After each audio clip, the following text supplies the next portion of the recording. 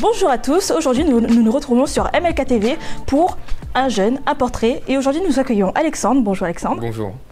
Qui va nous parler aujourd'hui de lui, de son parcours à la mission locale et surtout du parrainage. Il n'est pas parrain, mais il est filleul. Eh ben, merci. Tout d'abord, je tiens à vous remercier de m'avoir si gentiment et si agréablement invité au sein de ce café. Donc voilà, je m'appelle Kaibi Alexandre, j'ai 26 ans.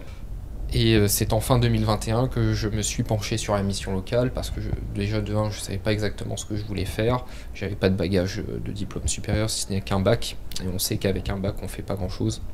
Alors, tu n'es pas parrain, tu es filleul. Oui. C'est quoi un filleul finalement? Être un filleul, ça exige déjà d'être quand même assez... de pas se mentir, parce que sinon on trahit tout le monde et c'est pas bon. D'être forcément assidu et être respectueux. Mais être filleul, c'est être sous la responsabilité d'un parrain.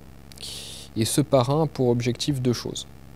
1, nous faire prendre confiance en nous, parce qu'on le rencontre régulièrement, que ce soit dans le domaine professionnel ou dans le domaine un peu plus privé, donc il y a une relation qui se crée.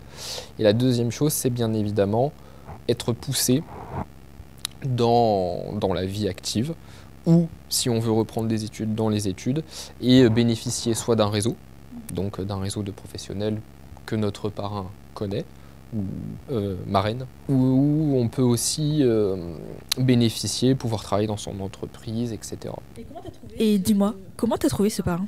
C'est Mélissa Kokanmen qui m'a appelé pour une action au sein de la préfecture, donc c'est un haut fonctionnaire. Et c'est comme ça que j'ai pu le rencontrer au sein de la préfecture, autour d'un café. C'est-à-dire que c'était un petit déjeuner. La mission locale avait déjà réparti les différents filleuls avec les parrains marraines.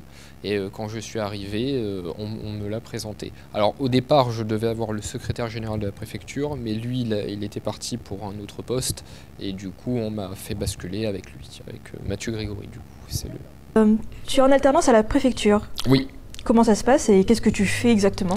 Alors, donc, mon parrain m'a pris, ou c'est pas lui qui m'a pris au sein de la DTM, il a demandé au secrétaire général de me prendre au sein de la préfecture pour une alternance. Donc.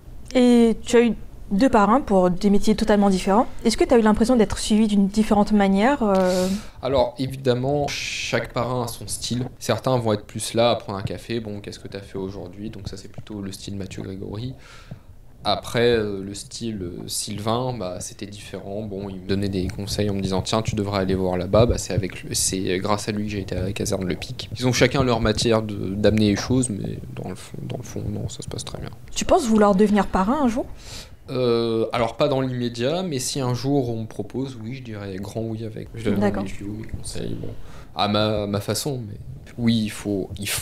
Un parrain, il faut être présent pour son filleul et l'aider, le guider, lui montrer les choses. Bon, très bien. Donc, je te présente tous les pôles de la mission locale. Selon toi, lequel sera interviewé pour le prochain portrait? À bien y réfléchir. Moi, je dirais le pôle santé. Le pôle santé? Ouais, parce qu'ils m'ont bien aidé au pôle santé. D'accord. Bon, on verra ça dans la prochaine vidéo.